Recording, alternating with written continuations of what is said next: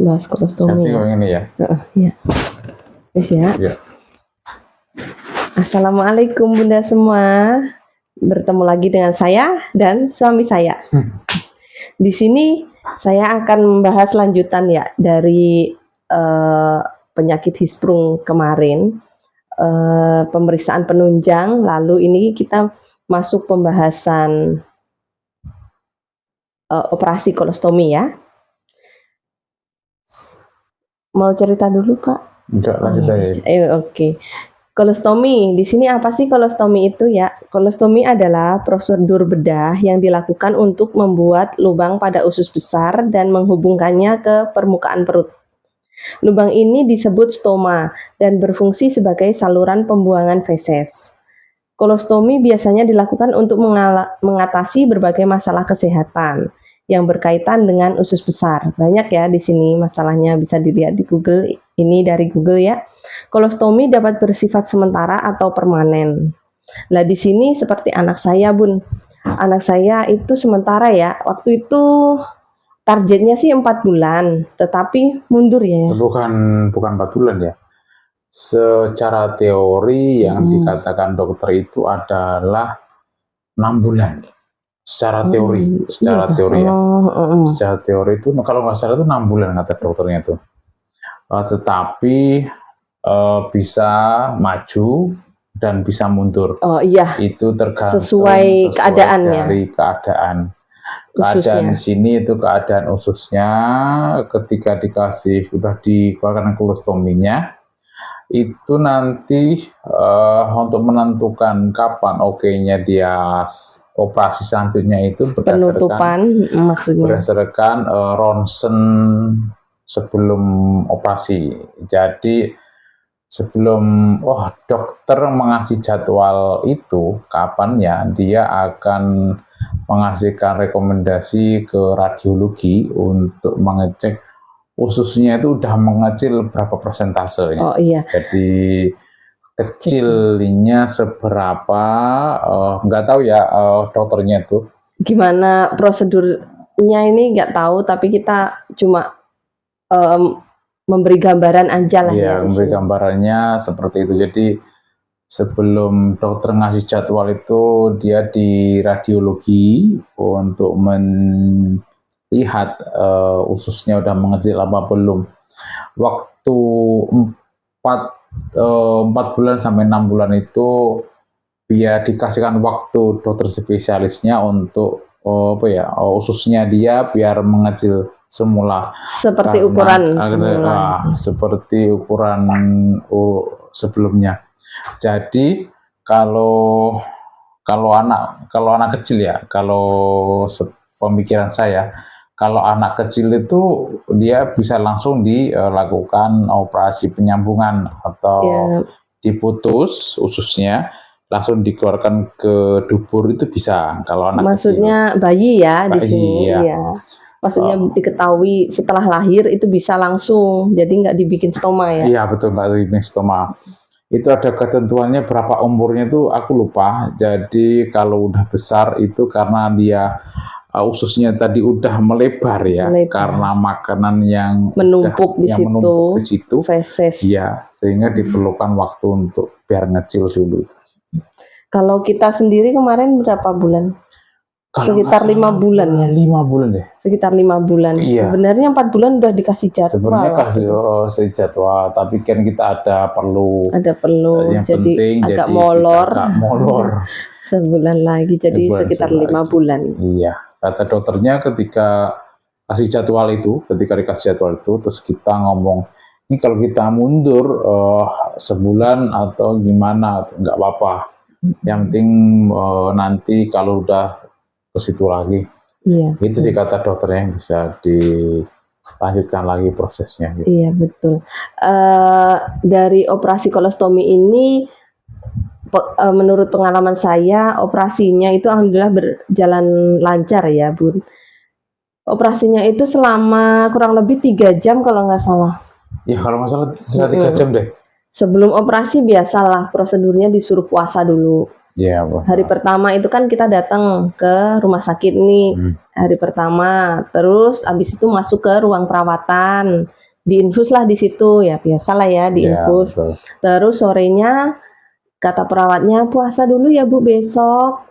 Mulai jam 6 waktu itu saya puasa jam 6 pagi. Terus nanti sekitar jam habis duhur operasinya baru mau dimulai. Kita kan jam 6 waktu itu. pagi itu Iya. karena kita dijadwalkan operasi itu jam 10 pagi. Waktu Kita itu mau jam di 10 ini jam pagi. 10 atau jam 12 gitu loh. Jam 10 jam 12 Terus aku akhirnya molor sampai karena dokternya ada operasi sangat penting. Jadi urgent ya. urgent, jadi kita dimundurkan sampai jam 2 kalau salah itu. Kita baru sekitar masuk jam deh. 2 akhirnya baru masuk kamar operasi. Iya. Kalau ditanya gimana Bun, anaknya rewel nggak sih kalau Iya. pas puasa?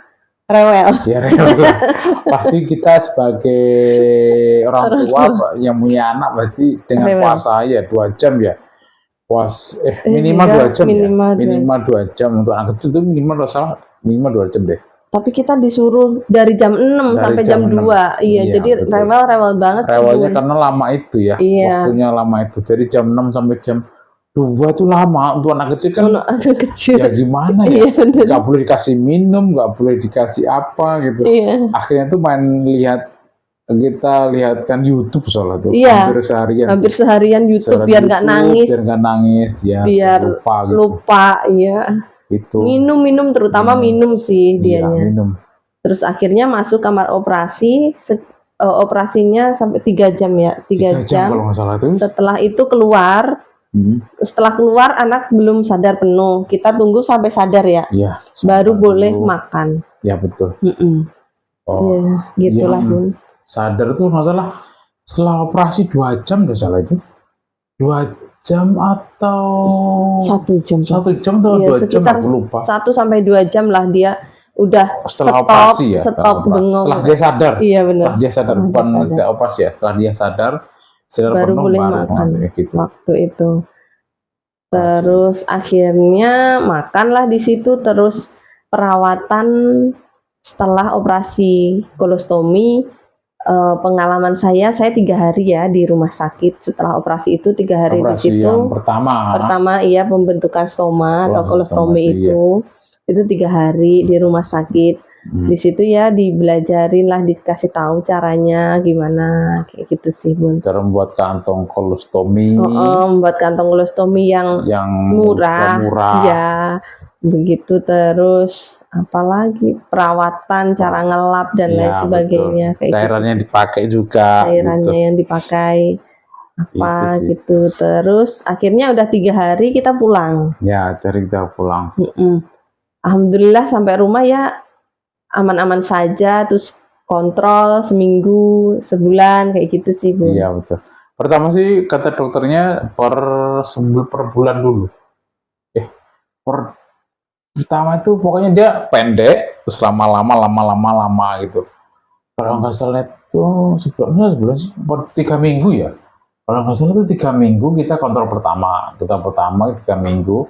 Setelah itu sebulan. Terus akhirnya sebulan sekali. Setelah itu sebulan sekali kita kontrol keluhan. Kalau ada keluhan sih kita bisa naikkan konsulnya, itu tanggalnya kita percepat kalau ada keluhan itu.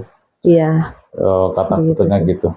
Nggak harus sesuai dengan jadwal. Kalau ada jadwalnya tanggal A tetapi lebih cepat karena ada keluhan boleh.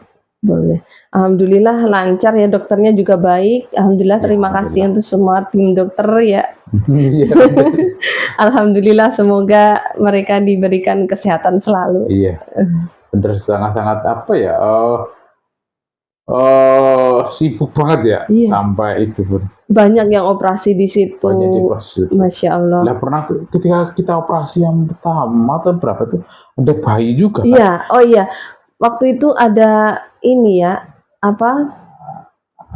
barengan waktu itu bayi umur 7 hari. Iya, ketika minum muntah, ternyata ya terkena hisprung. Iya. Akhirnya dia kan akhirnya dioperasi. Nah, pergeseran kita operasi itu ya karena itu. Karena ada Dede itu urgent banget, nggak bisa diapa-apain. harus tindakan itu, Tuh, akhirnya akhirnya didik itu dulu. didik dulu, Didik itu dulu, baru kita baru langsung anak masuk kita, gitu. iya seperti itu. Ternyata Isprung itu tidak apa ya, bisa bayi pun bisa mengalami Isprung juga. Iya, itu untuk kondisi yang lumayan parah mungkin ya, Iya betul. karena anak kita cuma termasuk golongan yang ringan ya, Iya, tapi betul. ya ringan juga menyedihkan Ya, sih, Bun. kita sebagai orang tua sekarang kita kan informasi kan sangat cepat ya, Sangat informasi sangat cepat dan informasi di mana-mana. Kita sebagai pastinya kita orang tua sangat modern ya. Kita Iya. tuh di era orang tua modern. Orang tua modern tuh ya informasi cepat. Tinggal kita aja nyari informasi itu. Jangan sampai kita sebagai orang tua itu mengikuti katanya ya. Iya, katanya. Kalau emang katanya nggak apa-apa sih diikuti katanya itu. Tapi dicari informasinya. Contoh, Iya, oh katanya itu nggak boleh gini. Iyain aja dulu ya. Kalau menurutku ya, iyain aja dulu. Terus kamu cari nih cari referensi. kita di googling lah di manapun, cari referensi itu mengapa, kita YouTube lihat apapun lah referensi, apakah karena itu tuh mitosnya itu tuh bener nggak gitu mengarah ke betul. situ. Kalau berdasarkan penelitian dan secara medis itu oke, berarti itu bener. Ya kadang-kadang tuh orang tua dulu itu menakut-nakuti kita gitu, cuma katanya aja sih. Dan kita sebagai orang tua yang modern harus melek sama informasi itu. Iya, melek informasi dan teknologi tentunya ya. Kalau kita harus cepat juga. Semisal kita punya anak yang kena, kok ada yang aneh ya, tidak seperti biasanya ya. Benar-benar. Seperti biasanya itu dalam artinya bukan punya anak yang banyak terus mengamati hal itu ya, tetapi kan kita sebagai manusia sebenarnya BAB-nya itu berapa hari sekali untuk bayi dan minum ASI apa gitu, kita harus melek banget tentang informasi itu. Enggak katanya, enggak orang tua gitu. Iya, sikat sih ya. Ya.